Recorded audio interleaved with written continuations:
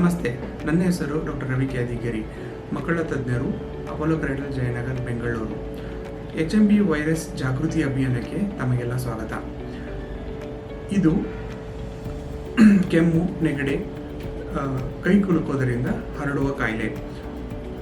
ಇದು 5 ವರ್ಷದ ಒಳಗಿನ ಮಕ್ಕಳಿಗೆ, ವಯೋವೃದ್ಧರಿಗೆ, ರೋಗ ನಿರೋಧಕ ಶಕ್ತಿ ಕಡಿಮೆ ಇರುವವರಿಗೆ, ಅಸ್ತಮಾ ಕಾಯಿಲೆ ಇರುವವರಿಗೆ ಜಾಸ್ತಿ ಹರಡುತ್ತದೆ.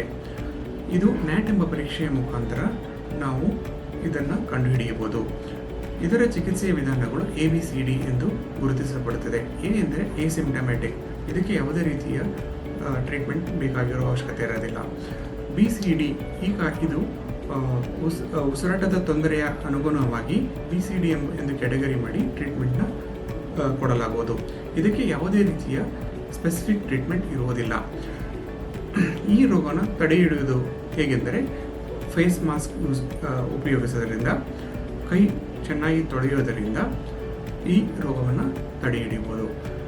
ಇದಕ್ಕೆ ಯಾವುದೇ ರೀತಿಯ ಆತಂಕ ಪಡುವ ಅವಶ್ಯಕತೆ ಇಲ್ಲ. Thank you.